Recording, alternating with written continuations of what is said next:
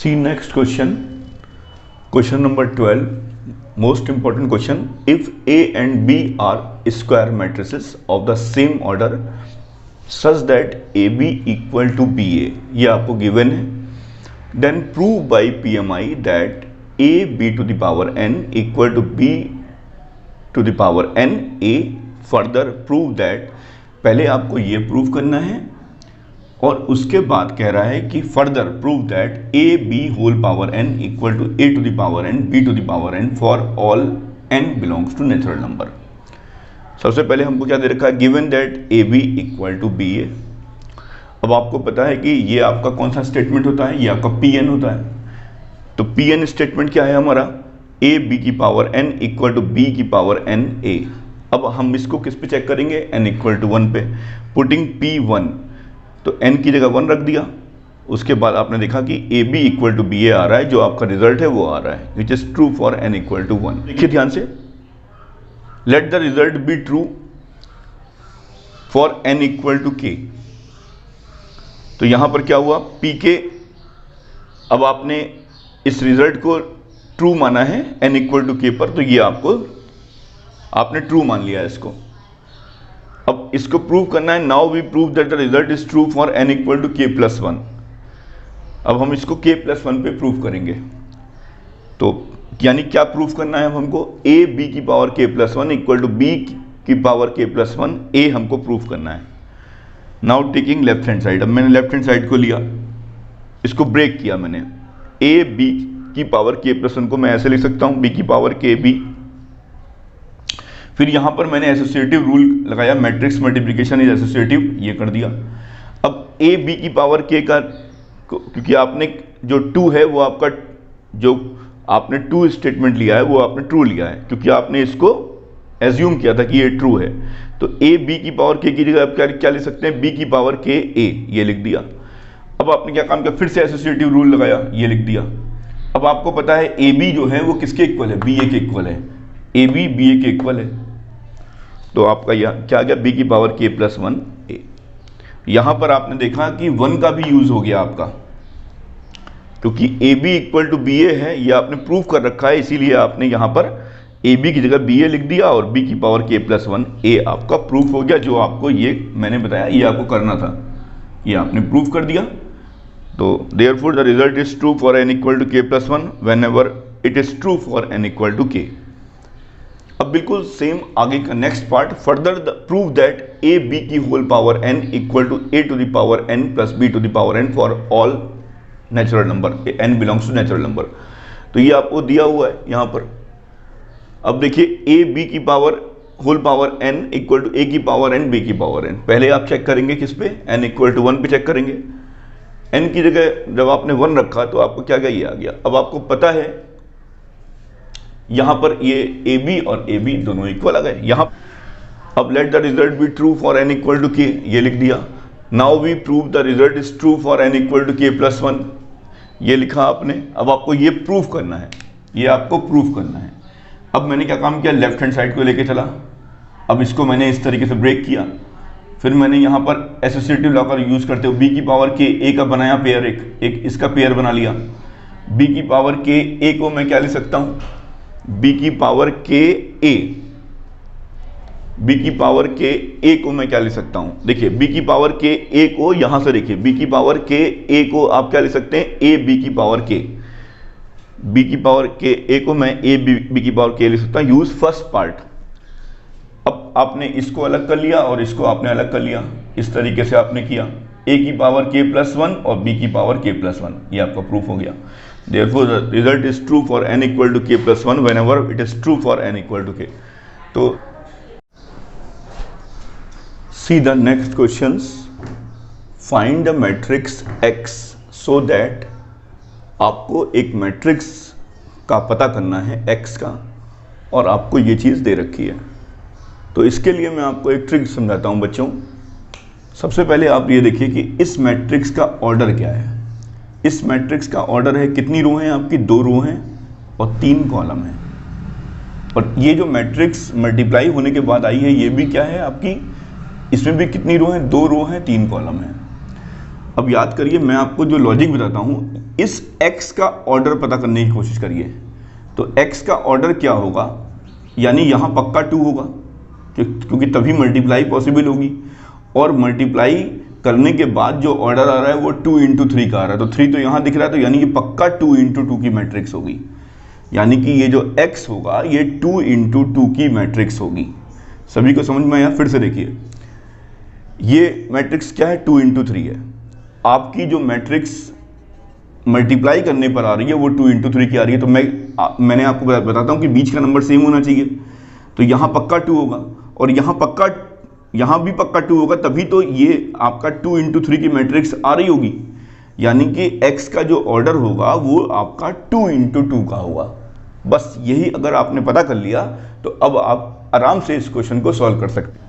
x को a b c d मान लीजिए, यहाँ पर 1 2 3 और 4 5 6 इक्वल टू जो भी यहाँ आ रहा है -7 -8 -9 2 4 6।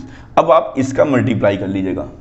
जब आप मल्टीप्लाई करेंगे तो जो मैट्रिक्स आएगी वो किसकी आएगी, 2 × 3 की आएगी। अभी आपको मैंने समझाया, जब आप मल्टीप्लाई करेंगे तो आपकी मैट्रिक्स जो आएगी वो 2 × 3 की आएगी। तो फिर आपको क्या काम करना है, जो भी मैट्रिक्स आपकी आएगी 2 × 3 की, मैं आपको यहाँ समझा दे रहा हूँ। 2 × 3 की जो मैट्रिक्स आएगी आपकी, ये आपका लिखा हुआ है यहाँ पे -7 -8 -9 2 4 6। तो आपको क्या काम करना है, इस एलिमेंट का कंपेयर इसके साथ कराना है, एक इक्वेशन मिल जाएगी। इस एलिमेंट का कंपेयर इस एलिमेंट के साथ कराना है, इस एलिमेंट का कंपेयर इस एलिमेंट के साथ कराना है, इस एलिमेंट का कंपेयर इस एलिमेंट के साथ कराना है, इस एलिमेंट का कंपेयर इस एलिमेंट के साथ कराना है, इस एलिमेंट का कंपेयर इस एलिमेंट के साथ कराना है।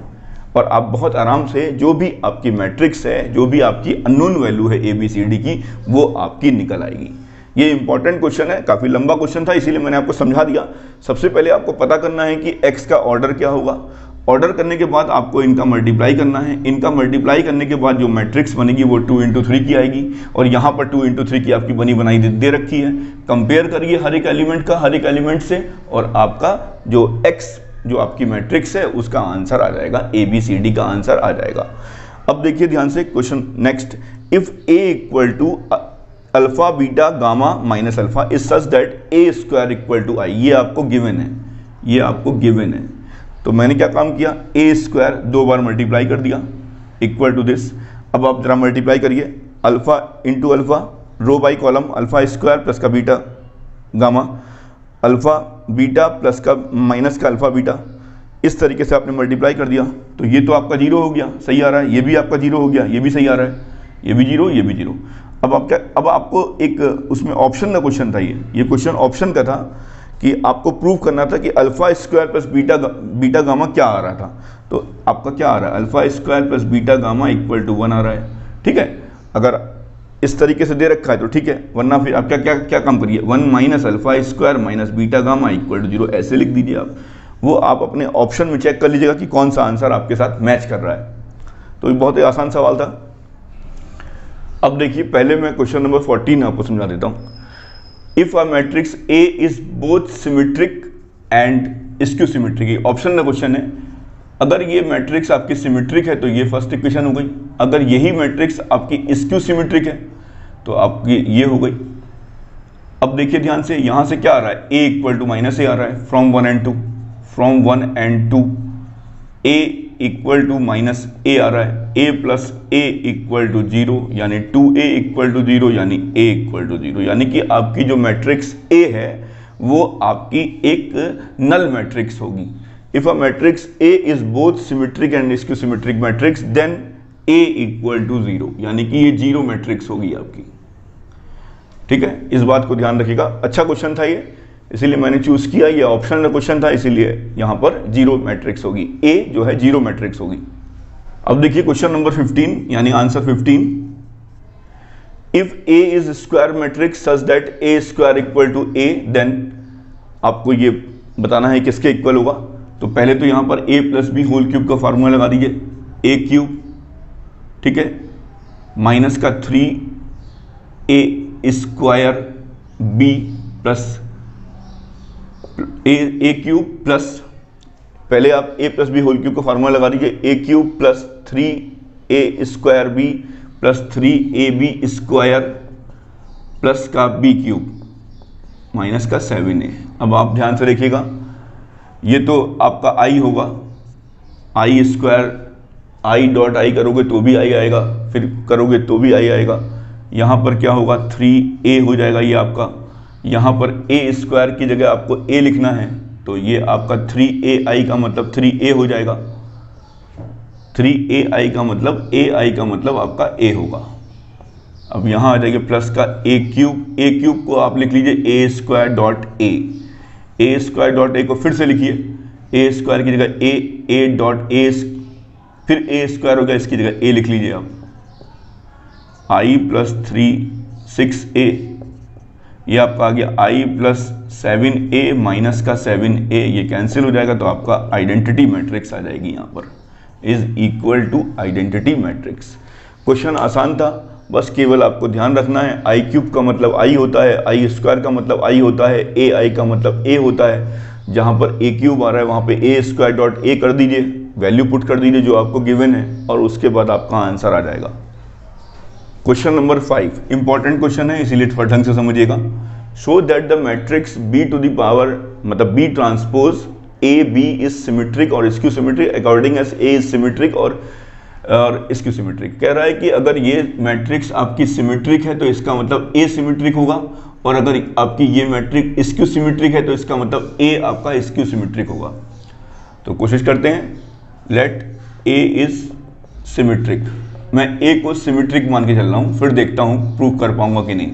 ए इज सिमेट्रिक तो आपको पता है कि ये होता है, अब मुझे इसको प्रूव करना है कि ये सिमेट्रिक होना चाहिए। तो now to show b transpose A b का ट्रांसपोज अगर ये आ जाए, अगर इसका ट्रांसपोज, अगर ये कुछ मैं इसको शो कर दूं तो मेरा प्रूफ हो जाएगा। तो लेफ्ट हैंड साइड को लेके चलता हूं मैं, यहाँ पर ये अगर मेरा आ जाएगा तो मेरा प्रूफ हो जाएगा। अब यहाँ पर आपको मैंने बताया था ए बी सी अगर ट्रांसपोज में होते तो क्या लिखते हैं, c transpose b transpose a transpose, ये लिखा फिर बी ट्रांसपोज ट्रांसपोज किया, ये क्या हो गया आपका बी ट्रांसपोज ए ट्रांसपोज, इसकी जगह आप क्या लिख सकते हैं बी, मैंने आपको समझाया था। अब आपको पता है कि अगर ए सिमेट्रिक है तो यहाँ पर क्या लिखेंगे, बी ट्रांसपोज और ए ट्रांसपोज, क्योंकि आप ये मान के चल रहे हैं कि ये सिमेट्रिक है, तो यहाँ पे ये लिख दिया, देखिए आपका प्रूफ हो गया। ये क्या आ रहा है, b transpose A B whole transpose equal to b transpose A b. कहने का ये मतलब है अगर मान लीजिए ये ए है तो ए ट्रांसपोज इक्वल टू ए आ रहा है आपका। तो उसने सही बोला कि अगर आपका ए सिमेट्रिक है तो ये जो चीज होगी ये आपकी सिमेट्रिक होगी, ठीक है। अब मैं आपको यही सेकंड पार्ट आपको समझाता हूं कि when A is skew symmetric, when A is skew symmetric, अगर आपका ये स्क्यू सिमेट्रिक है तो कैसे होगा, A transpose equal to minus A, ये हमको दिया हुआ है। अब हमें क्या चीज शो करनी है, टू शो, अब हमको क्या चीज शो करनी है, b transpose A b transpose equal to minus b transpose A b. ये अगर आपका ये आ जाता है तो आपका स्क्यू सिमेट्रिक प्रूफ होगा। तो टेक लेफ्ट हैंड साइड को मैंने लिया, यहाँ पर लेफ्ट हैंड साइड को लिया मैंने, तो क्या आएगा मेरा बी ट्रांसपोज ए ट्रांसपोज और बी ट्रांसपोज ट्रांसपोज का मतलब बी आएगा।